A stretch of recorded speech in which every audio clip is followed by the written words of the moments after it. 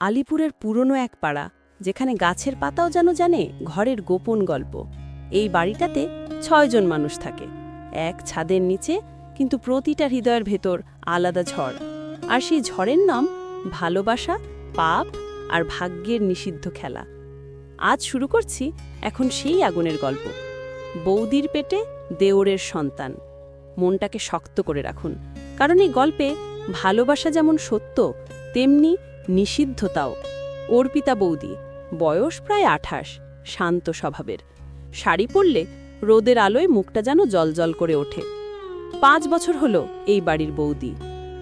অনেকদা, স্বামী, বয়স ৩০-এর ঘরে, ব্যবসা করেন, ব্যস্ত আর একটু দূরত্বে থাকা মানুষ।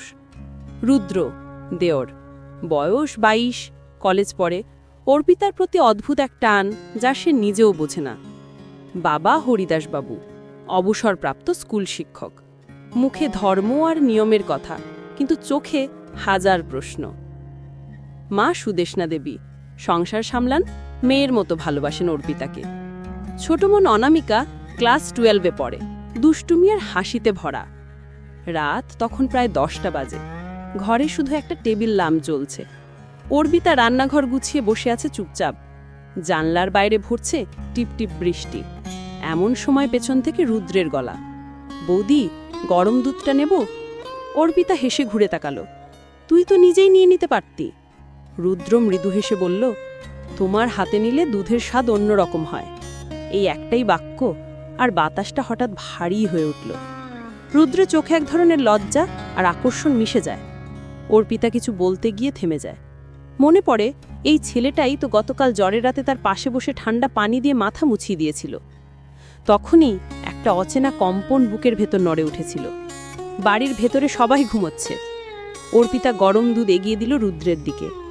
রুদ্র কাপটা হাতে নিয়ে ধীরে বলল, বৌদি, তুমি কি কখনো মনে করো কিছু সম্পর্ক হয় না বলেই সুন্দর?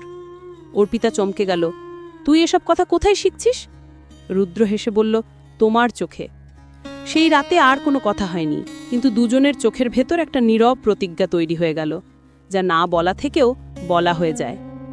পরদিন সকালে উঠেই দেখল রুদ্র উঠোনে বৃষ্টির পানি মুছছে। জামাটা ভিজে শরীরে লেপটে গেছে। হঠাৎ চোখে চোখ পড়ল। দুজনেই কিছু না বলে সরে গেল, কিন্তু চোখে সেই আগুন, যা লুকিয়ে রাখলেও নেভে না। বাবা মা তখন পুজোর প্রস্তুতিতে ব্যস্ত। অনিকদা শহরে অফিসের কাজে, ফিরবে 2 দিন পরে। অনামিকা স্কুলে, বাড়ি প্রায় ফাঁকা। দুপুরে নীরবতায় অর্পিতা রান্নাঘরে ভাত দিচ্ছে, তখনই দরজার পাশে দাঁড়িয়ে রুদ্র। সে বলল, তুমি একা এত কিছু করছো, আমি সাহায্য করব? অর্পিতা মৃদু গলায় বলল, তুই পড়াশোনা কর। রুদ্র কাছে গিয়ে বলল, তুমি বললেই করব। এই সহজ বাক্যেও যেন গভীর প্রতিশ্রুতি লুকিয়ে থাকে। দুপুরটা বৃষ্টি হয়ে এলো।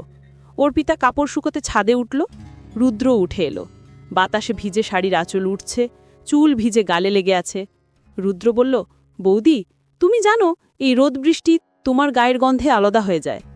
অর্পিতা মুখ ঘুরিয়ে বলল, তুই এসব কি বলিস?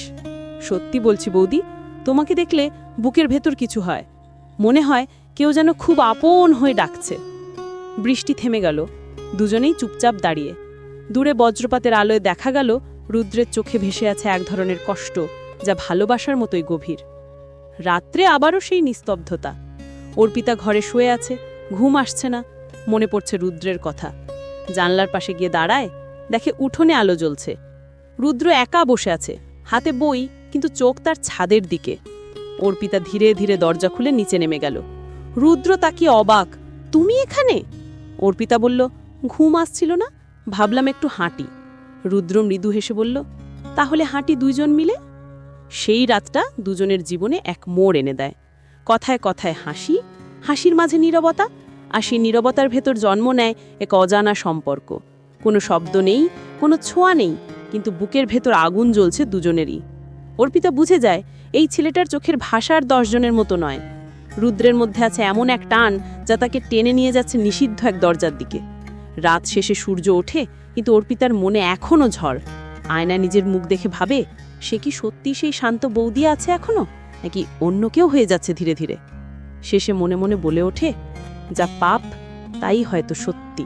ভোরের আলোয় ভিজে উঠছে উঠোন। গাছের পাতায় টুপটাপ শিশিরের ফোঁটা ঝরে পড়ছে। অর্পিতা জানলার পাশে দাঁড়িয়ে আছে, চোখে ক্লান্তি, মুখে এক অজানা ভাবনা। রাতের সেই অদ্ভুত মুহূর্তটা বারবার মাথায় ঘুরে ফিরছে। রুদ্রর চোখে সে যে আগুন দেখেছিল সেটা যেন এখন নিজের ভিতরেও জ্বলে উঠেছে। সকালে সবাই নাশতা খেতে বসেছে। অনেক এখনো ফেরেনি শহর থেকে। হরিদাসবাবু পেপার পড়ছেন, সুদেষ্ণা দেবী বলছেন, অর্পিতা, আজ পুজোর কেনাকাটা করতে হবে। অর্পিতা মাথা নাড়ল, ঠিক আছে মা। রুদ্র চুপচাপ বসে আছে, কিন্তু তার চোখ একবারও বৌদির দিক থেকে সরে না। সেই দৃষ্টিটা অর্পিতা টের পায়, বুকের ভেতর ধুকপুকানি বাড়ে। দুপুর নাগাদ সবাই নিজেদের কাজে ব্যস্ত। অর্পিতা কাপড় শুকাতে উঠল ছাদে, আর সেখানে রুদ্র আগেই আছে, হাতে বই, কিন্তু চোখ বারবার দেয়ালের ওপাশে। অর্পিতা আসতেই রুদ্র মৃদু স্বরে বলল, বৌদি, তুমি কি রাগ করেছ আমার ওপর? অর্পিতা চমকে তাকালো, রাগ কেন করব? তুমি কাল রাতে নিচে নেমেছিলে, আমার মনে হলো তুমি চাওনি আমি কথা বলি। অর্পিতা বলল, রুদ্র, অনেক সময় মানুষটা চায় সেটা মুখে বলে না, কিছু কিছু জিনিস না বললেও বোঝা যায়। এই কথাটা বলেইও চলে যেতে চাইল, কিন্তু রুদ্র এগিয়ে এসে বলল, বৌদি, আমি জানি আমি ভুল ভাবছি, কিন্তু তোমার দিকে তাকালে মনে হয় পৃথিবীর সব আলো তোমার ভেতর জমে আছে। অর্পিতা চুপ, চোখ নামিয়ে নিল, মুখে শুধু বলল, সব আলো মানুষ নিতে পারে না রুদ্র, কেউ কেউ পুড়ে যায়। তারপর নেমে গেল নিচে, কিন্তু ওই একটুকু কথাই রুদ্রর মনে আগুন লাগিয়ে দিল। বিকেলের দিকে হরিদাসবাবু, সুদেষ্ণা দেবী মন্দিরে গেলেন, অনামিকা টিউশনে। বাড়িতে এখন শুধু রুদ্র আর অর্পিতা। বাতাসে এক ধরনের নিস্তব্ধতা। অর্পিতা রান্নাঘরে আলু কুচোচ্ছে।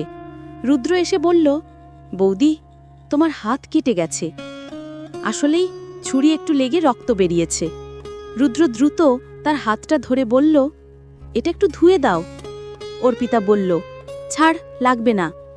রুদ্রর চোখে পানি এসে গেল, বৌদি, তুমি সব কিছুতেই একা হয়ে গেছো বৌদি। অর্পিতা তার মুখের দিকে তাকিয়ে রইল। রুদ্রর চোখে এখন সত্যিকারের মায়া, মমতা আর ভয়। বৃষ্টির ছিটে পড়তে শুরু করেছে জানলায়। চারপাশে অদ্ভুত একটা আলো ছায়ার খেলা। অর্পিতা ধীরে বলল, রুদ্র, তুই যদি এইভাবে আমার কাছে থাকিস, আমি হয়তো একদিন নিজেকে হারিয়ে ফেলব। রুদ্রর গলায় কাঁপন, হারিয়ে গেলে আমি খুঁজে নেব বৌদি। এই একটু কথাই অর্পিতার বুক কাঁপিয়ে দিল। হাত থেকে ছুরিটা পড়ে গেল মেঝেতে। দুজনেই চুপ, সময় থেমে গেল যেন। তারপর অর্পিতা ধীরে ধীরে বলল, তুই জানিস আমি বউ, তোর দাদার স্ত্রী? রুদ্র বলল, আমি জানি, কিন্তু আমি এটাও জানি তোমার মুখে এই নামটা হাসে না। তুমি যে ভালোবাসা পাওনি সেটাই আমাকে ডাকে। অর্পিতা ঘুরে জানলার দিকে তাকালো। বৃষ্টি এখন ঝরছে ভারীভাবে। মনে হলো প্রকৃতি যেন তাদের কথাই সাড়া দিচ্ছে। রুদ্র পিছন থেকে বলল, আমি তোমাকে কষ্ট দিতে চাই না, শুধু পাশে থাকতে চাই। অর্পিতা নিঃশব্দে বলল, পাশে থেকো, দূরে থেকো না রুদ্র। সেই রাতে অর্পিতা অনেকক্ষণ জেগেছিল। রুদ্রর কথাগুলো মাথায় বাজতে থাকে। নিজের ভিতরে যেন এক যুদ্ধ চলছে, একদিকে কর্তব্য, অন্যদিকে অদ্ভুত এক টান। জানলার বাইরে চাঁদের আলো পড়েছে মেঝেতে। অর্পিতা আয়নায় নিজের মুখ দেখে ভাবে, এই আমি কে? অনিকের স্ত্রী, নাকি রুদ্রর বৌদি, নাকি এক অচেনা নারী যে ভালোবাসা খুঁজছে? রাত প্রায় 12টা। রুদ্রর ঘর থেকে আলো দেখা যাচ্ছে। অর্পিতা নিজের অজান্তেই দরজার কাছে গিয়ে দাঁড়ালো। ভিতর থেকে রুদ্রর কণ্ঠ, বৌদি, ঘুমাওনি? অর্পিতা বলল, না, ঘুম আসছে না। রুদ্র ধীরে দরজা খুলে দিল। দুজনেই চুপচাপ দাঁড়িয়ে, বাতাসে যেন সময় জমে আছে। অর্পিতা বলল, ভালোবাসা মানে পাপ নয়, তাই না? রুদ্রর চোখে অশ্রু, না, পাপ তখনই হয় যখন আমরা মিথ্যে হই। অর্পিতা একটিবার চোখ বন্ধ করল। মনে হলো বুকের ভেতর কেউ হালকা ছোঁয়া দিল, যেন ছায়ার ভেতর ভালোবাসা জেগে উঠছে। দুজনেই কিছু না বলে দাঁড়িয়ে রইল। রুদ্রর কণ্ঠ নরম, তুমি ভয় পেও না বৌদি, আমি তোমার ছায়ার মতো থাকব। অর্পিতা ধীরে বলল, ছায়া তো আলো ছাড়া বাঁচে না রুদ্র, তুমি আলো, আমি তোমার ছায়া। রাতটা নিঃশব্দে কেটে গেল, কিন্তু তাদের ভেতরে নীরবতা এক ভয়ঙ্কর প্রতিজ্ঞা হয়ে জন্ম নিল। অর্পিতা জানে এই পথ নিষিদ্ধ, কিন্তু তবুও মনের গভীরে একটা শান্তি খুঁজে পায়, কারণ রুদ্রর চোখে সে দেখেছে সত্যিকারের ভালোবাসা। সকাল হলে সে প্রথমবার আয়নায় হাসল। বাইরে পাখিরা ডাকছে, কিন্তু সেই হাসির ভেতর লুকিয়ে আছে ভয় আর সুখ, দুটোই একসাথে। রাতের শেষ প্রহর, জানলার বাইরে চাঁদটা মেঝে ঢাকা, তবুও আলো পড়েছে অর্পিতার মুখে। তার চোখে ঘুম নেই, আছে শুধু এক অজানা টান। মনে হচ্ছে ভিতরে কোথাও এক যুদ্ধে জড়িয়েছে তার মন, একদিকে কর্তব্যের বেড়াজাল, অন্যদিকে ভালোবাসার নরম ছোঁয়া। সকাল হলে ঘরে আলো ঢোকে, কিন্তু অর্পিতার মুখে এখনও ছায়া। রান্নাঘরের দিকে যেতে যেতে দরজার পাশে রুদ্র দাঁড়িয়েছিল। দুজনের চোখ হঠাৎ মিলল। অর্পিতা মুখ ঘুরিয়ে নিল, কিন্তু রুদ্র বলল, বৌদি, আজ তোমার চোখে খুব ক্লান্তি। অর্পিতা হেসে বলল, রাতটা ঘুম হয়নি। ঘুম না হলে গল্প শোনা উচিত। রুদ্রর গলায় মিষ্টি টন। অর্পিতা বলল, গল্প বলবি তুই? না, গল্পটা আমি তোমার থেকেই শুনতে চাই। তোমার চোখে যে গল্প আছে সেটাই সবচেয়ে সত্যি। অর্পিতা চুপ করে গেল। মনে হলো এই ছেলেটা যেন তার মনের কথাই বুঝে ফেলেছে। হঠাৎ মনে পড়ে গেল পুরনো কথা। বিয়ের পর কত আশা, কত স্বপ্ন ছিল অনিকের সঙ্গে, কিন্তু সময়ের সঙ্গে সেই হাসি হারিয়ে গেছে কোথায় যেন। রুদ্রর পাশে দাঁড়ালে সে সেই হারানো রঙগুলো ফিরে পায়, যেন নিস্তেজ জীবনের মধ্যে আলো ঢোকে। বিকেল গড়িয়ে সন্ধ্যা, বাড়ির উঠোনে পুজোর ফুল সাজাচ্ছে অর্পিতা। রুদ্র এসে বসল পাশে, বাতাসে কচি চাপার গন্ধ। রুদ্র ধীরে বলল, বৌদি, তুমি জানো, আমার কাছে এই ঘরের আলোও তোমার মতো লাগে, নরম শান্ত। অর্পিতা মুখ তুলে তাকালো। রুদ্র, তুই অনেক কিছু বলিস, কিন্তু কখনো ভয় হয় না? হয়, ভয় হয় যদি একদিন তুমি দূরে চলে যাও। অর্পিতা কিছুক্ষণ চুপ করে রইল, তারপর বলল, জীবনে এমন কিছু সম্পর্ক আসে যেগুলো সমাজ বোঝে না, কিন্তু মন বোঝে। আমি জানি তুই আমাকে ভালোবাসিস, আমি তোর মনের অবস্থাও বুঝি, কিন্তু আমরা যেন ভুল পথে না যাই। রুদ্রের চোখে জল চিকচিক করল। তুমি যদি পাশে থাকো, আমি কখনো ভুল পথে যাব না বৌদি। এই কথার ভেতর এক অদ্ভুত শান্তি মিশে গেল। অর্পিতা মনে মনে বুঝল, এই ছেলেটা তার জীবনে এমন জায়গায় এসে দাঁড়িয়েছে যেখান থেকে ফেরা যায় না, তবু হারিয়ে যাওয়া যায় না। রাতে অর্পিতা ছাদের দিকে গেল। চারদিক নিস্তব্ধ, আকাশে পূর্ণিমার আলো। রুদ্রও সেখানে বসেছিল, হাতে নোটবুক। তুই লিখছিস? হ্যাঁ, কবিতা। আমায় শোনাবি? রুদ্র হেসে পড়ল। তুমি আলো, আমি ছায়া। আলো চলে গেলে ছায়া মরে যায়, তবুও যদি থাকো মনে, অন্ধকারও দীপ্ত হয়। অর্পিতা নিঃশব্দে শুনল, তারপর বলল, তুই কবি হয়ে যাচ্ছিস রুদ্র। না বৌদি, তুমি আছো বলেই লিখতে পারি। সেই মুহূর্তে বাতাস হালকা বইল। অর্পিতা মনে করল, জীবনটা হয়তো এমনই, যেখানে কিছু সম্পর্ক শব্দে মাপা যায় না, কিন্তু অনুভবে ভরে থাকে। পরদিন সকালে অনিক ফিরল শহর থেকে, মুখে ক্লান্তি, চোখে এক ধরনের নিরাসক্ত ভাব। খেতে বসে শুধু বলল, কাজটা এবার বেশ বড় হবে, হয়তো বাইরে যেতে হবে কিছুদিন। অর্পিতা চুপচাপ মাথা নাড়ল। রুদ্র নিশ্চুপ। বাড়ির ভেতর অদ্ভুত এক ঠান্ডা নেমে এলো। রাত্রে আবার বৃষ্টি নামল। অর্পিতা জানলার পাশে বসে, মনে হয় পৃথিবীর সব শব্দ থেমে গেছে। বাইরে বৃষ্টির ছন্দে মিশে যাচ্ছে তার চোখের জল। রুদ্র নিচ থেকে ডাকল, বৌদি, বৃষ্টি দেখতে এসো। অর্পিতা ধীরে নেমে এলো। উঠোনে জলের ছিটে, রুদ্র দাঁড়িয়ে, মাথায় ভিজে চুল। সে বলল, বৃষ্টি মানে নতুন শুরু তো, তাই না? অর্পিতা হেসে বলল, হয়তো, আবার শেষও হতে পারে। রুদ্র চুপ, তারপর ধীরে বলল, তুমি চাইলে আমি অপেক্ষা করব, যতদিন লাগে। অর্পিতা তাকিয়ে রইল তার চোখে। সেখানে কেবল নিষিদ্ধতার ভয় নয়, বরং গভীর এক ভালোবাসা, যা ছায়ার মধ্যেও আলো খুঁজে নেয়। সেই রাতেই অর্পিতা ডায়েরি খুলে লিখল, ভালোবাসা হয়তো পাপ নয়, কিন্তু তার পথটা কঠিন। আমি ছায়ায় হাঁটছি, কিন্তু আমার পাশে কেউ আলো জ্বেলে চলেছে, হয়তো সেই আলোই আমার মুক্তি। তার পরের সকালটা ছিল অদ্ভুত ঠান্ডা। বৃষ্টি থেমে গেছে, কিন্তু বাতাসে এখনও ভেজা গন্ধ। উঠোনে শিউলি ফুল ছড়িয়ে আছে। অর্পিতা ভর গুছাচ্ছে, কিন্তু মন নেই কাজে। অনেক আজ অফিসে বেরিয়েছে খুব সকালে। রুদ্রর ঘরটা বন্ধ। সারা রাত আলো জ্বলেছিল সেখানে। অর্পিতা দরজার কাছে গিয়ে ডাকল, রুদ্র, ঘুম থেকে উঠবি না? ভেতর থেকে কোনো উত্তর নেই। দরজা ঠেলে দেখল, ঘরে শুধু বইগুলো ছড়ানো। রুদ্র নেই। টেবিলের ওপর একটা কাগজ, তার নিজের লেখা কবিতার খাতা। পাশে একটা ছোট্ট চিরকুট, বৌদি, একটু বাইরে যাচ্ছি, ফিরে আসব, কিন্তু কবে জানি না।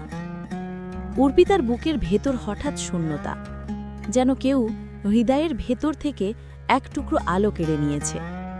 চোখের কোণে পানি জমে, কিন্তু সে চুপ থাকে।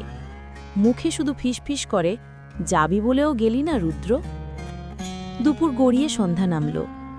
সুদেষ্ণা দেবী রান্নাঘরে, অনেক তখনও ফেরেনি। অনামিকা টিউশনে। অর্পিতা একা বসে আছে জানলার পাশে।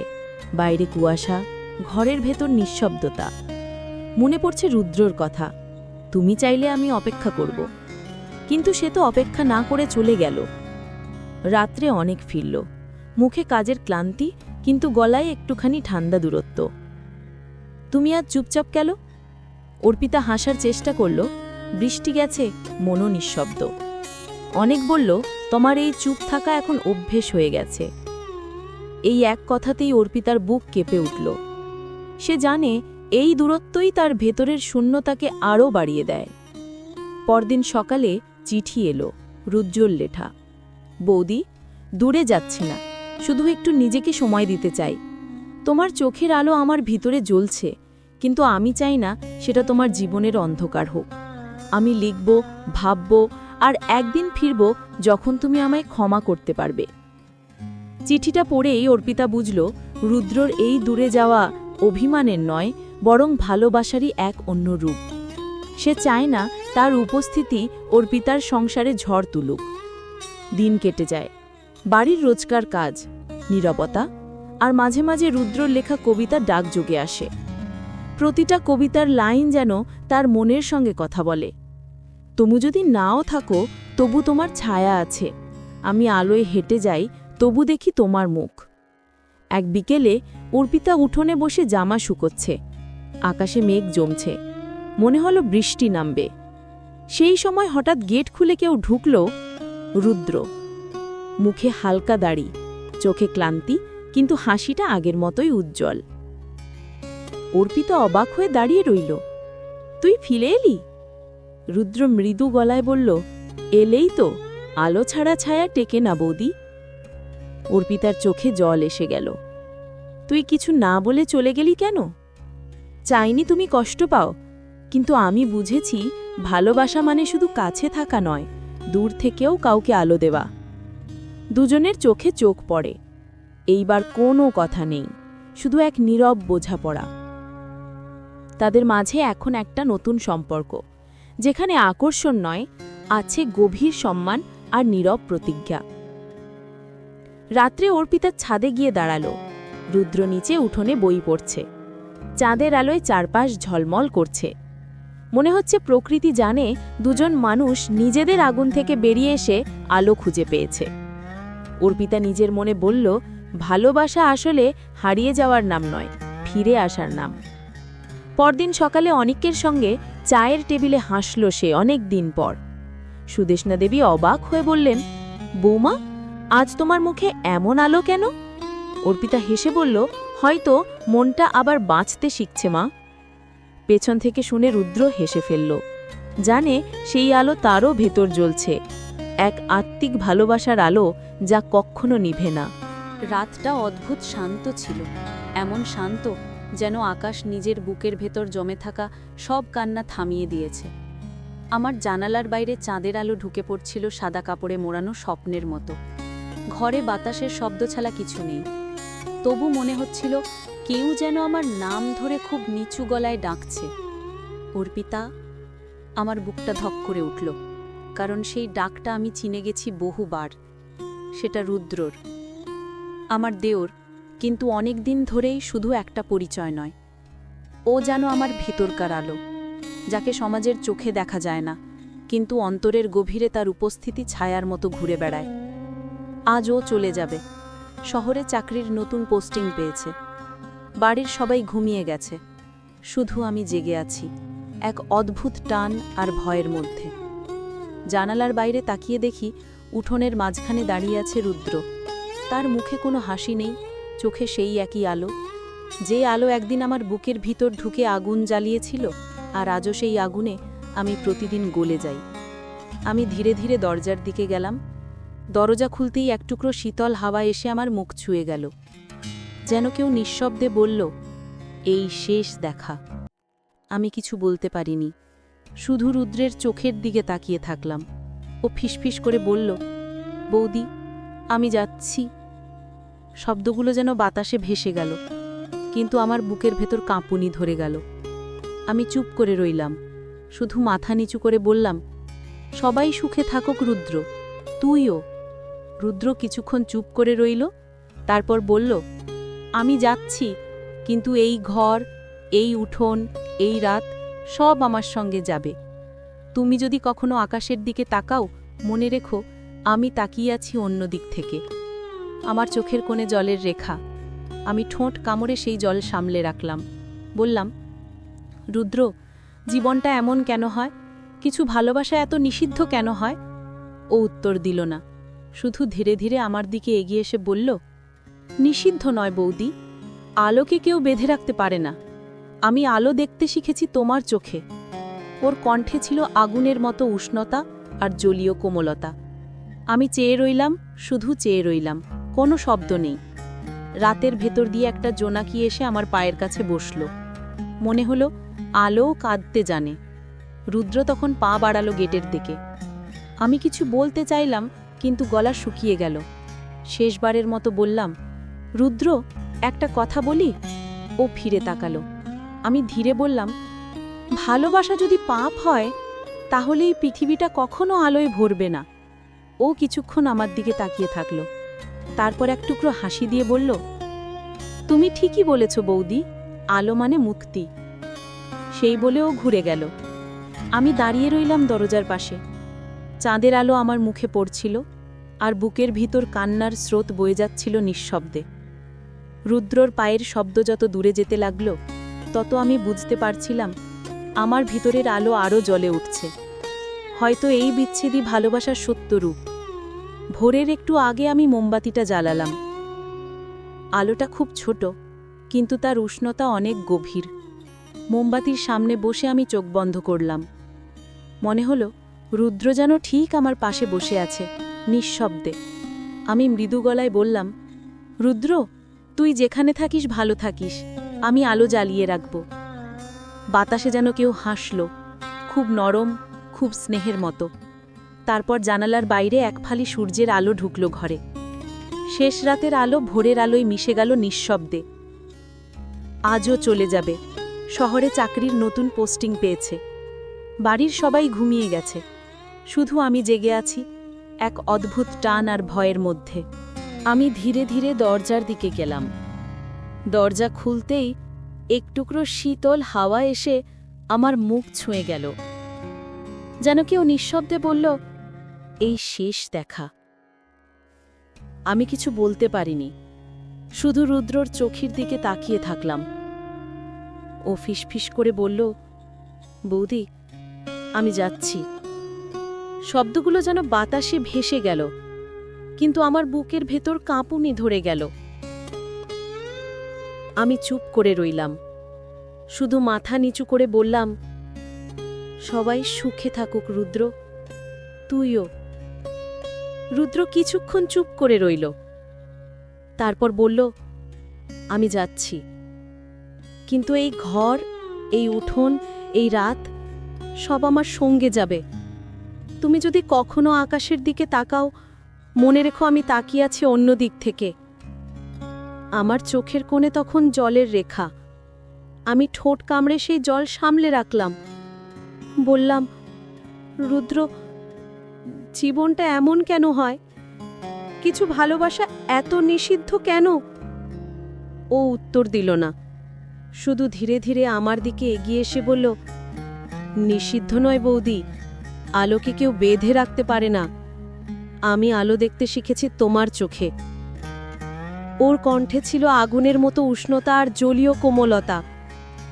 আমি চেয়ে রইলাম, শুধু চেয়ে রইলাম, কোনো শব্দ নেই।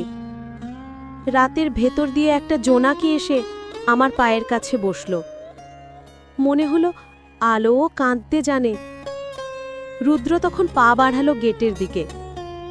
আমি কিছু বলতে চাইলাম, কিন্তু গলা শুকিয়ে গেল।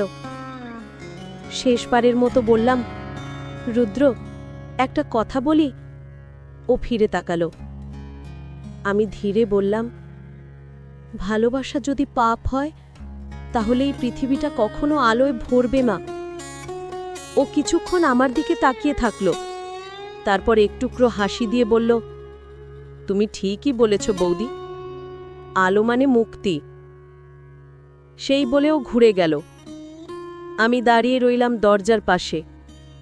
চাঁদের আলো আমার মুখে পড়ছিল, আর বুকের ভিতর কান্নার স্রোত বয়ে যাচ্ছিল নিঃশব্দে। রুদ্রর পায়ের শব্দ যত দূরে যেতে লাগলো তত আমি বুঝতে পারছিলাম আমার ভিতরের আলো আরও জ্বলে উঠছে। হয়তো এই বিচ্ছেদই ভালোবাসার সত্য রূপ। ভোরের একটু আগে আমি মোমবাতিটা চালালাম। আলোটা খুব ছোট, কিন্তু তার উষ্ণতা অনেক গভীর। মোমবাতির সামনে বসে আমি চোখ বন্ধ করলাম। মনে হলো রুদ্র যেন ঠিক আমার পাশে বসে আছে, নিঃশব্দে। আমি মৃদু গলায় বললাম, রুদ্র, তুই যেখানে থাকিস ভালো থাকিস। আমি আলো জ্বালিয়ে রাখব। বাতাসে যেন কেউ হাসল, খুব নরম, খুব স্নেহের মতো। তারপর জানালার বাইরে এক ফালি সূর্যের আলো ঢুকল ঘরে। শেষ রাতের আলো ভোরের আলোয় মিশে গেল নিঃশব্দে। বন্ধুরা, ভিডিওটি কেমন লাগলো অবশ্যই জানিও, লাইক করে। আর এই ধরনের ভিডিও দেখতে হলে লাইক ও শেয়ার করে চ্যানেলটি সাবস্ক্রাইব করে পাশে থেকো, যাতে পরবর্তী ভিডিওর নোটিফিকেশন খুব সহজেই পেয়ে যাবে। ভালো থাকবেন, সুস্থ থাকবেন। দেখা হবে পরের এক ধামাকেদার ভিডিওর সাথে।